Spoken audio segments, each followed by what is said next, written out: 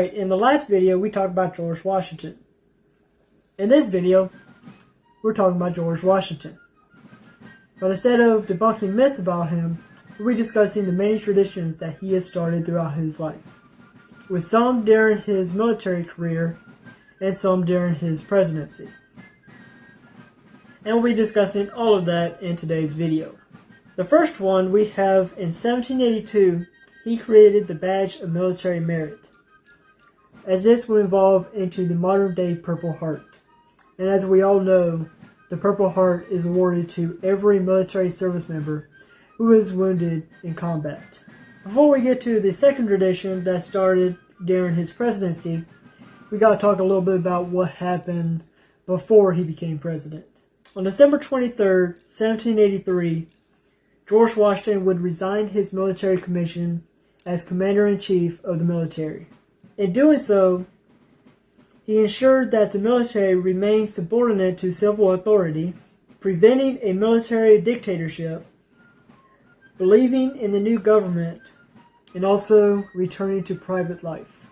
When news of this reached England, King George III, who just lost the colonies, said that if he does this, he will be the greatest man in the world.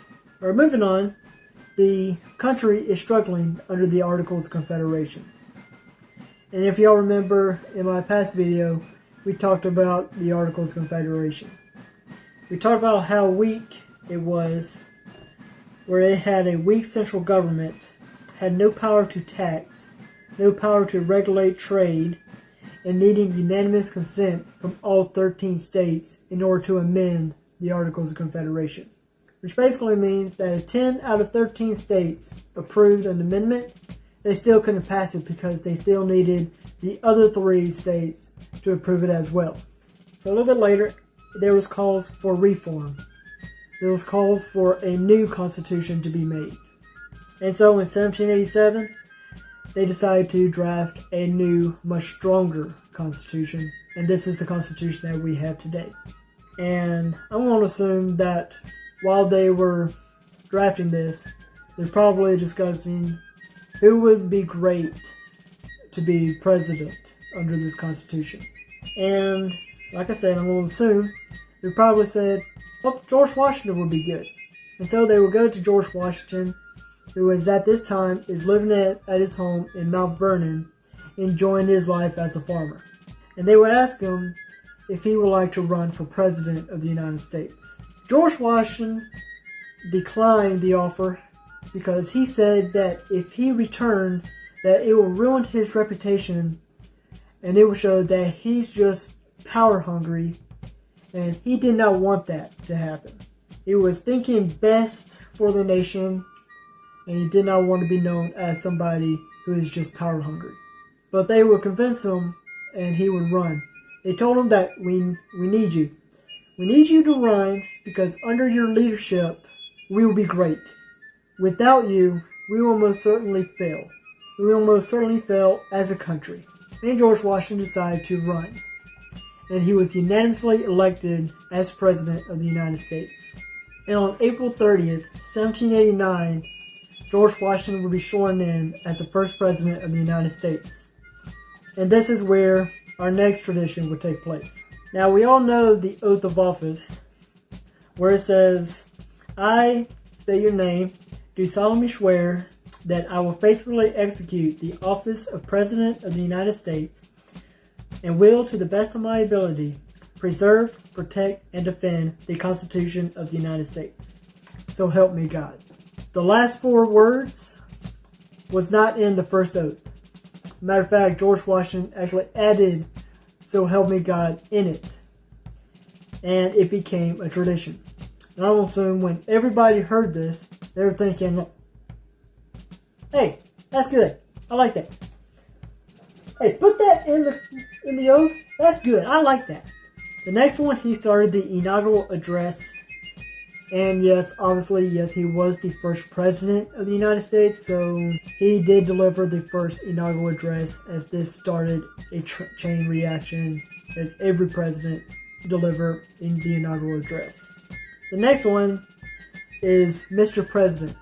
he did not want to be called Your Majesty or Your Highness or Your Grace or any of these royal terms. He basically said, do not call me Your Majesty, do not call me Your Highness, do not call me Your Grace, just call me Mr. President.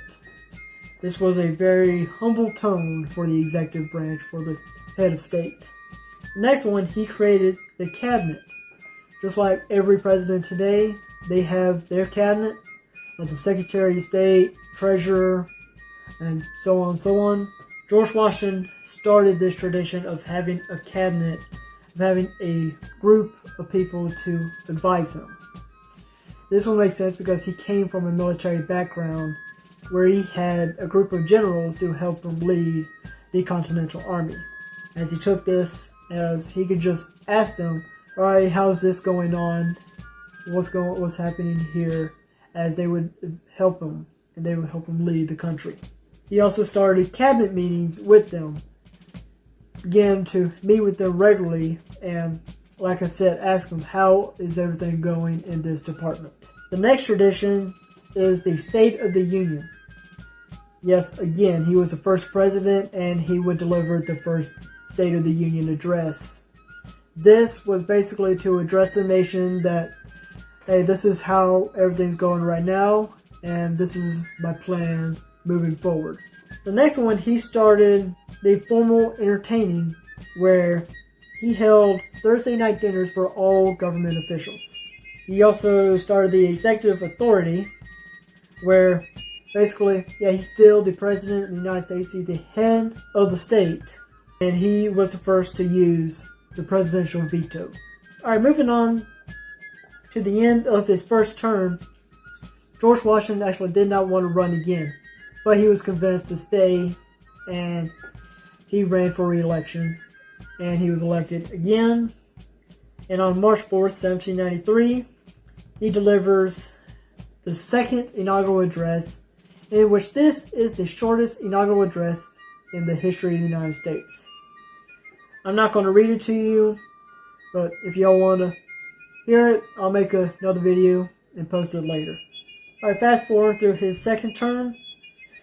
Coming up on the end, they ask him, do you want to run again?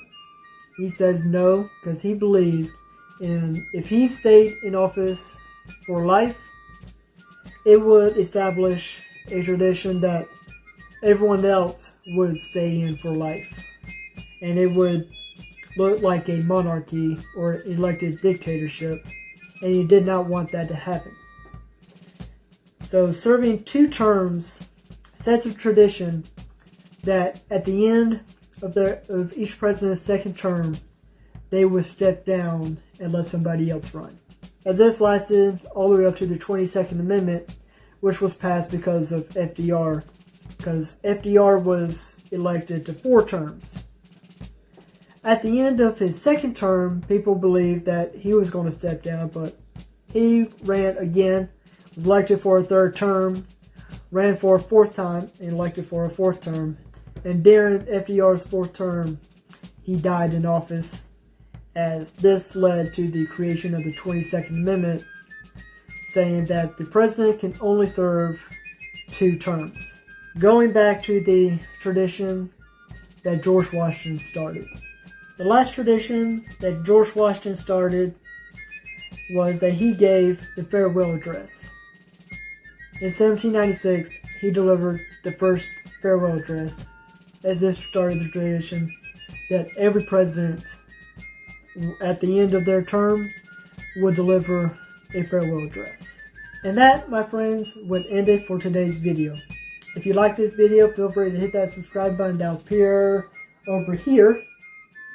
And also, if you want to learn more about George Washington, go ahead and click that video that I suggested to you over here. In the meantime, hope you all enjoyed it, and I'll see you all in the next one.